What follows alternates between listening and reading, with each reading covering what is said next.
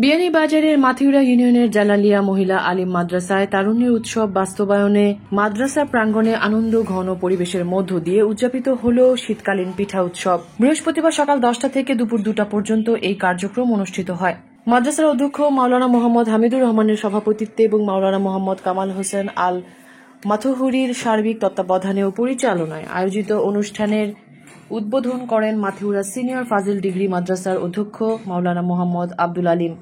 এ সময় অতিথি হিসেবে অংশ নেন ইউনাইটেড মাথিউরার সভাপতি বিশিষ্ট কমিউনিটি নেতা রুহুল রহমান, মাথিউরা সিনিয়র মাদ্রাসার সহকারী অধ্যাপক AKM নাজিমুদ্দিন, মাথিউরা বাজার হাফিজিয়া মাদ্রাসার সভাপতি হাজী অলিউর রহমান, মাদ্রাসা আল আরাফের পরিচালক হাফিজ মাওলানা সরার হোসেন ফয়াজি, মাতৃছায়া হাসপাতালের স্বত্বাধিকারী মোহাম্মদ রহিম উদ্দিন, মাদ্রাসা পরিচালনা কমিটির সদস্য মোহাম্মদ আলতাফ হোসেন সহ অতিথিবৃন্দ এবং পিঠা উৎসব বাস্তবায়ন কমিটির আহ্বায়ক মোহাম্মদ আলী সহ আরো অনেকে। বিয়ানীবাজারে TNT রোডে ইবনে আল মতিন টাওয়ারে রেডি ফ্ল্যাট ভাড়া দেওয়া হচ্ছে। শীতাতপ নিয়ন্ত্রিত কক্ষ, attach bathroom, kitchen, dining, lift, CCTV, বিশাল পার্কিং ও ছাদ সহ থাকছে শিশুদের জন্য বিনোদনের ব্যবস্থা।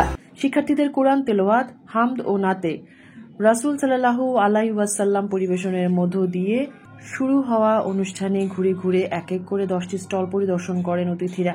আগামীতে এরকম আয়োজন করার কথা ব্যক্ত করেন তারা। এ সময় শিক্ষার্থীদের উপস্থাপিত বিভিন্ন ধরনের পিঠা, সন্দেশ, পায়েস, ফালুদা ইত্যাদি মূল্যায়নের ভিত্তিতে বিচারকগণ 3টি স্টলের 6 জন করে শিক্ষার্থীদের প্রথম, দ্বিতীয় ও তৃতীয় স্থান নির্ধারণ করে পুরস্কার বিতরণ করেন। মেহরুন বিনতে ফেরদৌস, ABTV।